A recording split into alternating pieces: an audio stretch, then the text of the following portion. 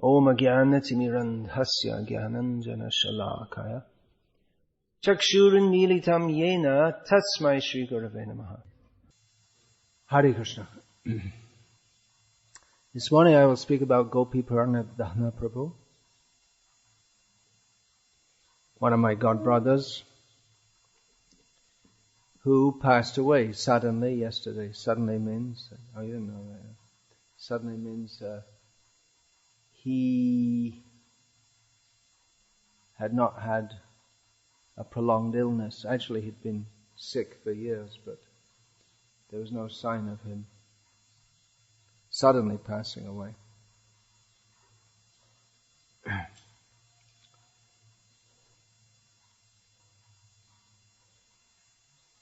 He wasn't among the best known of the devotees in our movement. He wasn't what you would call high profile. He wasn't a sannyasi, he was a grihasta. He did travel and preach somewhat, but he was mostly living in Govardhan. And he's well known as a scholar, probably without wanting to deprecate other Sanskrit scholars within ISKCON. He was probably the most competent Sanskrit scholar within our movement. And he will be remembered for his scholarly contributions. But the devotees who will be glorifying him at this time will mostly do so not only for his scholarship, but also for his great Vaishnava qualities. One reason he's not very well known is that he was so genuinely humble. Did you meet him at all? Yeah, a few times, huh? Yourself? So, genuinely humble means he really didn't have to try to be humble. He was very much like that by nature, which generally among people who are very intelligent and learned, and those two, he was considered an authority on, certainly of translating Sanskrit and on various philosophical issues devotees would ask him about. So generally if someone's like that, they tend to be somewhat proud. But there was no trace of pride in him, nor was there this kind of imposing humility in which someone's like, they make such a big thing out there. It's like they're so humble, they want everyone to know about it. But he wasn't like that at all. He just didn't think of himself as anything very special, which almost everyone else in the world does.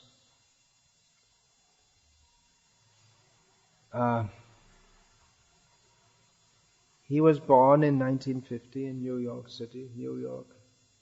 Jewish intellectual. It's one of the 400,000 species of human life.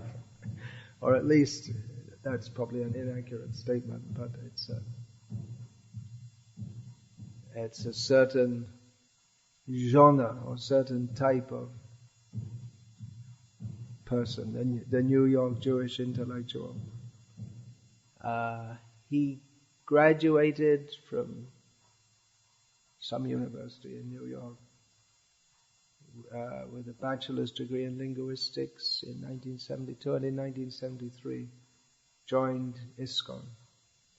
And practically from the beginning he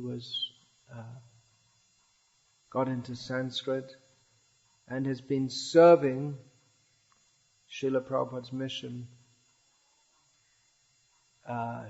through Sanskrit scholarship pretty much ever since. So that's like almost 40 years.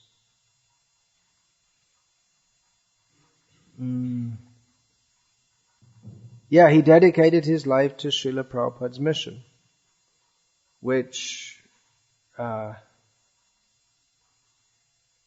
course you could say that about a lot of devotees, but actually not that many of Srila Prabhupada's followers did that.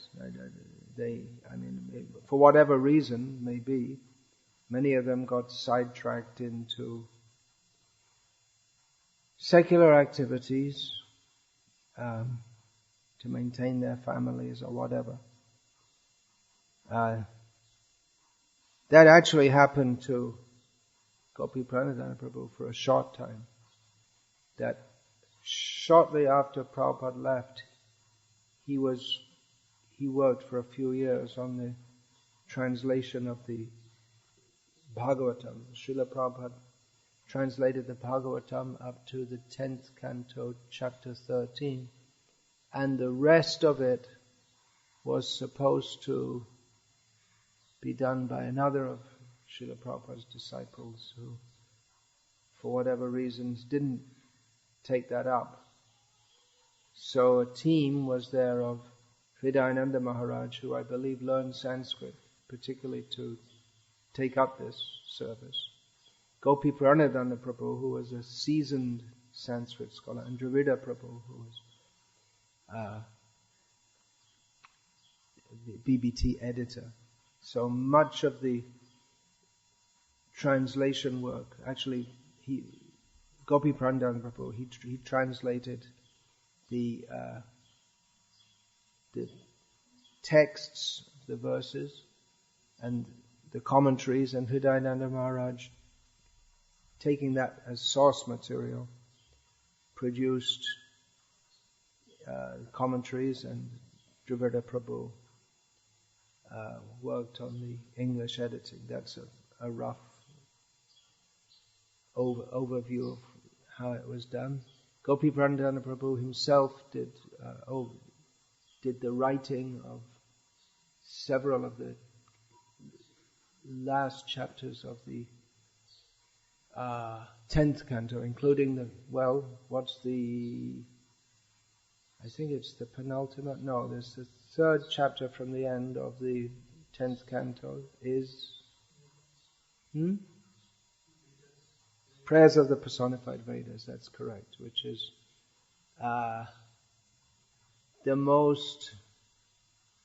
probably the most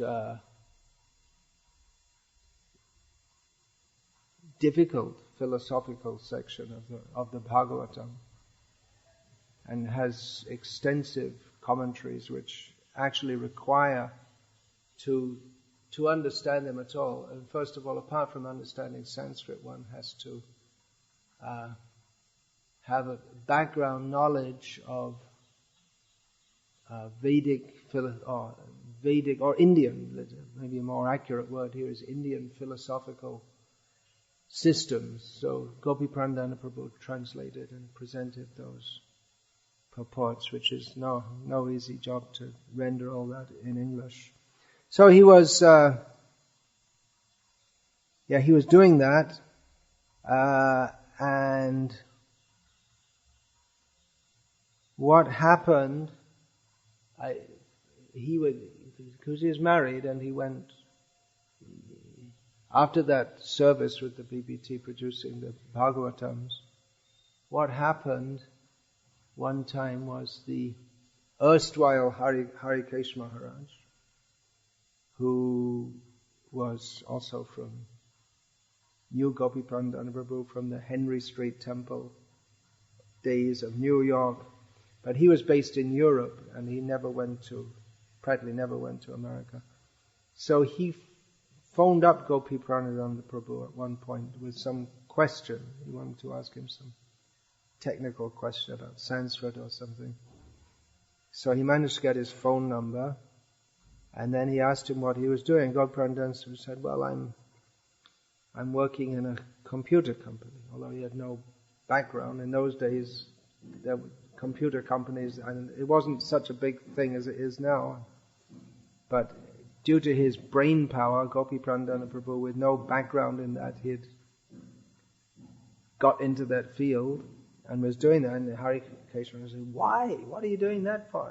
Why? Such a waste to our movement for someone who's as talented as him to be working for some beef-eating malechas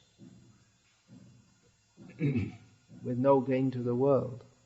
So he said, Gopiparanadhana brother said, "Well, I have to support my family." And Hari Keshav Maharaj immediately made some arrangement that he could be full-time engaged in the mission again. So practically all his life, since 73, he was fully engaged in the mission. He translated some works. Did any of you read his Brihad Bhagavatamrita commentary? No. It's really a classic. I mean, the book itself, the Brihad Bhagavatamrita by Sanatana Goswami, itself is a classic. It comes in 3 big volumes, the English translation, with commentary by Gopiparanadhana Prabhu, and it's almost all redacted from Sanatana Goswami's commentary. But the scholars who have written the forwards for each volume are full of praise for how he managed to do that, how he managed to convey the thoughts of Sanatana Goswami. Sanatana Goswami made his own commentary on Brihad Bhagavatamrita. How he was able to convey those thoughts with precisely in lucid English. I mean, the quality of scholarship in translating and rendering the work as it is. That also requires, of course, the realization of the translator. It's not just an academic job to translate. And the quality of the English is just delightful to read. Of course, that was enhanced also by the lot of work put into editing it by Jayadvaita Maharaj and Keshav Bharati Maharaj. But, I mean, however good an editor is, I mean, you can't make you can't dress up a monkey to look like a beauty queen. The source material has to be good. And it's a great, it stands as a testimony to Gopiparanadhana Prabhu as a devotee and as a translator and as a scholar, that devotees of the caliber of Jayadvaita Maharaj and Keshav Bharati Maharaj put aside probably some years of their life to edit his works. And the combined result was a testimony to the devotion of all 3 of them. They could work together on. I mean, you have to read the book to appreciate it. It's really a landmark in our society, and that sets a standard of excellence that others who may be translating or writing can aspire to. So that was a great work of his that was published, that will stand for maybe hundreds of years before, I don't know, the present day English will become archaic at some point. But anyway, we can say it's a lasting testimony to Gopiparanadhana Prabhu's scholarship and devotion, and how he was blessed by Srila Prabhupada and by Govardhan and by Sanatana Goswami to produce such an excellent work. So another published work of his is Sri Krishna Stava by Jiva Goswami, which is in one sense, we have to be very careful how we say this, but it's not as theologically an important work, but he also rendered that very nicely. That was also published by the BBT. As Brihad Bhagavatam is also written by the BBT.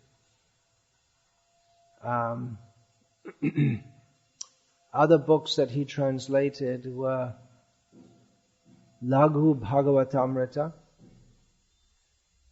of Srila Rupa Goswami and Tattva Sandarbha of Jiva Goswami with commentary.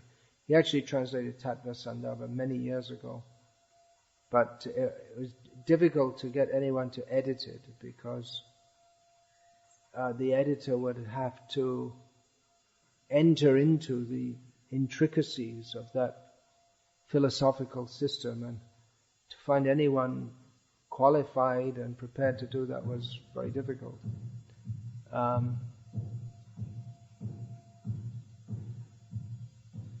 So Dravida Prabhu was editing that, and Laghu Bhagavatamrita he was also editing. They hopefully those works will be published posthumously. Presumably they will be in due course of time. It makes it a lot more difficult when the author himself has passed away.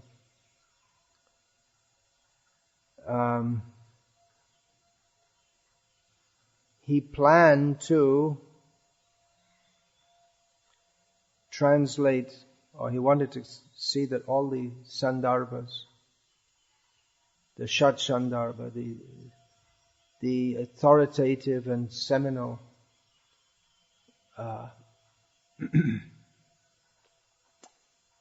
books of the Gauriya Vaishnava Sampradaya, which define philosophically what the Sampradaya is, the Shat Sandarbha of Jiva Goswami. So that's a very big work to do that.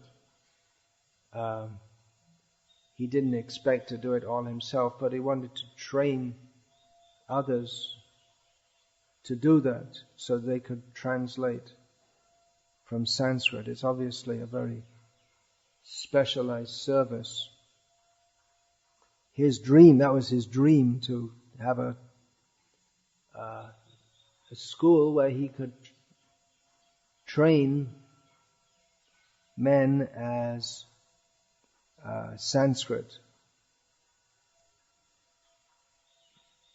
translators. I mean, that obviously requires not just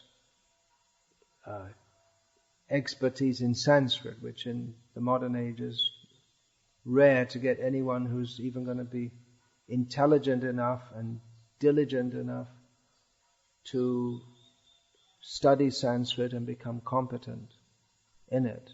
But they also have translation means, Vaishnava translation means one has to be very pure,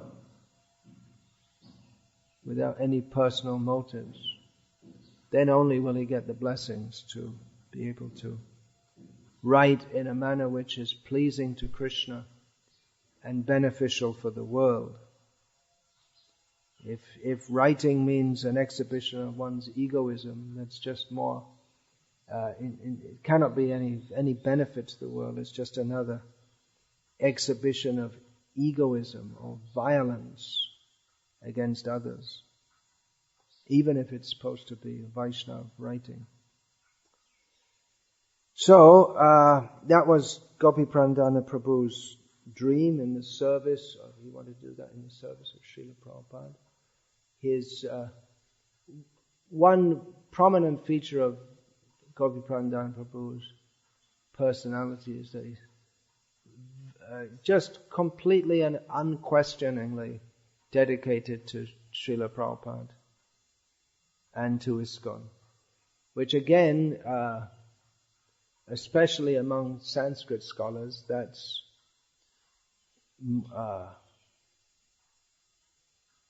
not so common, because of course Sanskrit scholars themselves are not very common, but it often happens that devotees, they learn a little Sanskrit and then they think they know better than Prabhupada, or they think that, oh, Prabhupada didn't know how to translate properly, or this or that. But Gopiparanadhana Prabhu was unquestioningly loyal to Srila Prabhupada and to Srila Prabhupada's ISKCON. And his dream was to train some men, the next generation, so that they could continue this service that he himself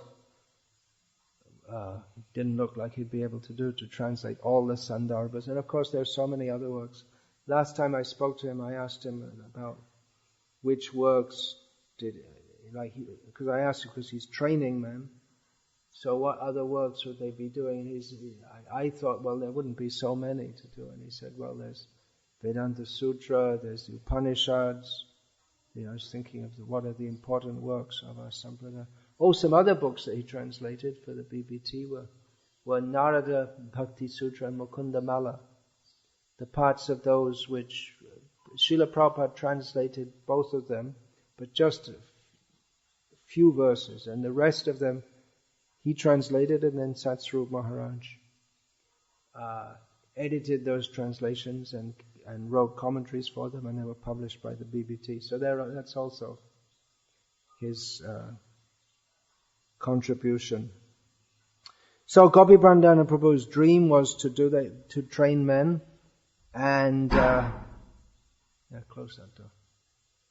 And that came to fruition just a few years ago, maybe no more than 5 years ago, when Gopal Bhatta Prabhu became instrumental in organizing and importantly funding the Bhagavat Vidya Peeth at Govardhan, where Gopiparanadhana Prabhu acted like a traditional guru, in as much as he lived in the Gurukul. Actually, he lived just close to it, walking distance. He lived with his students, and he trained them in Sanskrit and in Shastra. That's what he did. And he was a traditional guru in the sense that he really gave himself to the men he trained. He really wanted them to get it, so that they could take up Srila Prabhupada's service in this specialized and very important way. I visited him there a few times. I sent more men to him than anyone else, I think, because I wanted them to, I wanted some of my disciples learn Sanskrit to serve Srila Prabhupada's mission, and I was very confident that by sending them to Gopiparanadhana Prabhu, they'd not only learn Sanskrit, but they'd have his association and imbibe the right attitude for learning Sanskrit, and not become a puffed up rascal. So I met him there a few times, and he was always, of course, very friendly and open, but he wasn't the kind to just hang around and chit-chat. He never spoke prajalpa or wasted time. He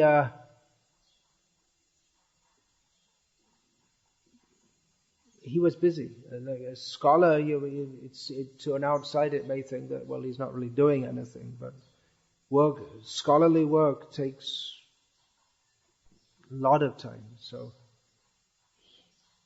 even though he was living at Govardhan, he wasn't the type who would be off on parikramas.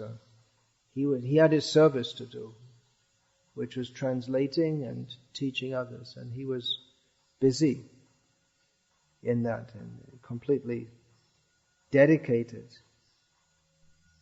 to that. And he was living there in Govardhan in conditions that people from his background, they couldn't imagine why he would live like that. Now in Govardhan there are 5-star Vairagya Mahals have been built for the people who come from Delhi and from overseas. Who Tamils don't. Mahal means like a palace. So Vairagya Mahal, it means a palace of renunciation, which is obviously a little satire there. So, but traditionally, until very recently, the only way to live at Govardhan was in a very simple way, because that's the way everyone lives there. It's a from the external point of view, it's a UP village, and not people in UP. They don't in the villages. It's anywhere in the villages in India.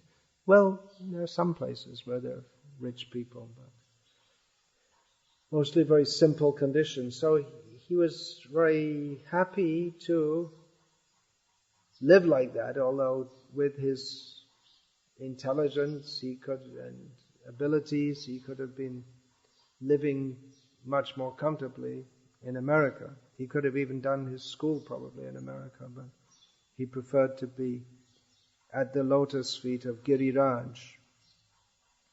His house was just slightly off the Parikrama Marg. So from his house, there's a nice darshan of Giriraj. Giriraj was watching over him. But I would go there time to time and I'd give a class, not that many times actually, give a class in his school. He was so humble, he'd come and listen to my class, even though he himself was so learned and so competent to instruct everybody. The last time I saw him was, when was that? Sometime last year or maybe even the year before. And I asked him, how do you expect, how much more work do you expect to do? And he cheerily said that, well, I think I have another 20 years of service left. Well, I doubted that, because he was about 60 years old, and he really looked it. I mean, his health was not good. Living at Govardhan, and especially living with cows in his house, it wasn't good for it. I mean, it's a very difficult climate in Govardhan. I believe in the Guinness Book of Records, it stated that it's the hottest inhabited place on earth. Because it's the UP summer, plus Govardhan, all the heat from the rock radiates back. So it's like you get double heat, and temperatures above 50 are quite common there in the summer. So it's extremely hot. And it's very cold in the winter. And the water is not drinkable, although people, according to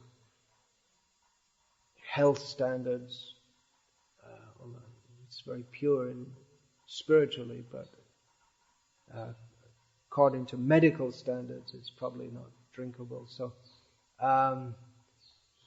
he was always suffering from asthma, or asthma, as it's called in Indian English. And generally he'd always be coughing, and apparently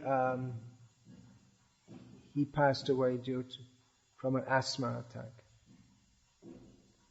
while chanting japa in the morning. He was alone in his house. So I doubted that, and he just went. I didn't say that to him, that I doubted it, but it came to pass like that. He loved to preach. He saw his service, even though it was somewhat withdrawn from the day-to-day life of the hurly-burly of ISKCON, very active preaching. He saw everything that he was doing as preaching. He would regularly go to Delhi for giving lectures. Actually, when he passed away yesterday, he'd just come back from Poland, where he'd been on a preaching with Indrajumna Swami. And he was just about to go to China. He regularly went to China for preaching. So, in between, Krishna or Govardhan took him away at his home at the lotus feet of Govardhan. Of course, if he'd have passed away anywhere in Poland or China, that would have been glorious. But he lived in Govardhan, and he left in Govardhan. And if you leave in Govardhan, that means you don't really leave anywhere. You just go to Govardhan, that's all. Where are you going? I'm going to Govardhan. Oh, okay, very good. Go back to Godhead. So, he was learning Chinese. He was brilliant, in languages especially. That was one specialty of his. One feature of him is that he was so absorbed in his study and didn't like to get involved in management at all. And somehow or other there was something about him that, even though he himself was very fixed and calm in his own mind, there was always chaos around him. So that school in Govardhan is always some kind of chaos in management, but he himself was just holding it together by his own dedication. I mean, he was going to go on serving. That was his commitment to do that, even though, like I say, then there's always kind of chaotic condition around him. He was unique. I mean, there's no one like him. And irreplaceable. Well, there will be others who translate and who teach Sanskrit, although they won't be the same as him. He has trained some, among all the devotees who came to him for study, many learned Sanskrit. Many, not many, I mean a few. But among those, it's you don't get hundreds of people enrolling for Sanskrit studies. But some learned Sanskrit. At least one of them came out as a mp3 translator, which was what he wanted, and that's it's your godbrother Nityananda. Matsyavatar actually had learned Sanskrit before he went to Gopiparanadhana Prabhu, although presumably he benefited much from Gopiparanadhana Prabhu's association and guidance. Matsyavatar Prabhu, I believe, I'm pretty sure he must be doing some translation, but I believe his main service is teaching. So, presumably and hopefully that will go on, and if somehow or other it doesn't go on under the aegis of the BBT, then, or by any other means, then certainly I'd like to see that Matsyavatar Prabhu and Nityananda Prabhu are facilitated. in their service. They're both like Gopiparanadhana Prabhu, Western-bodied, who've become adopted Brijbasis.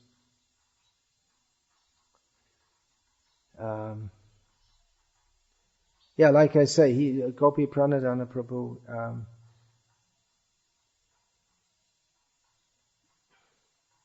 he wasn't very widely known. He wasn't a very outgoing type of person. But there are few devotees who are very attached to him, both, especially I know Jambavan Prabhu and Achinta Chaitanya Prabhu, who are somewhat rejected by others in their own group, who they found shelter in him, and he was their Shiksha Guru. Our own Avinash Govinda just recently went to him, and Avinash told me that they become an important part of his life. That Avinash wanted to serve Gopiparanadhana Prabhu, so just at the end he became very much indebted to Gopiparanadhana Prabhu. I was talking about Matsyavatar Prabhu and Nityananda Prabhu, and the best tribute to Gopiparanadhana Prabhu will be how these devotees and others in future, other generations, they continue to serve Srila Prabhupada's mission in this very specialized service of Sanskrit scholarship.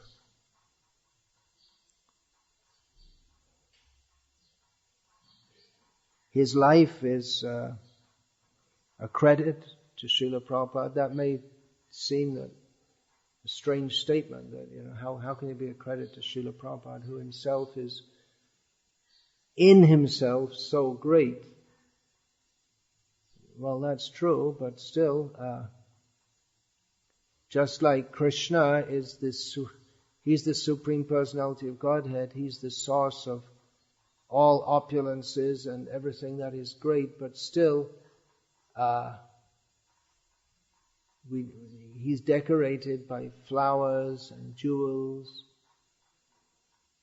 So, Gopiparanadhana Prabhu was a jewel decorating the personage of Srila Prabhupada. Often, when someone passes away, we glorify them and we think, well, why we should have glorified them during their life also. But although I'm definitely not famous as being very, unfortunately I have a reputation of being more of a fault finder than one who praises others, but at least I had enough spiritual sense to recognize, even during Gopiparanadhana Prabhu's presence, what a great Vaishnava he was. His body was burned yesterday, and according to his desire, the plan is that these ashes will be placed in Samadhi just opposite the Bhaktivedanta ashram, the ISKCON ashram at Govardhan, just opposite that, just at the feet of Govardhan, next to the Pushpa Samadhi of Padmalochan Prabhu.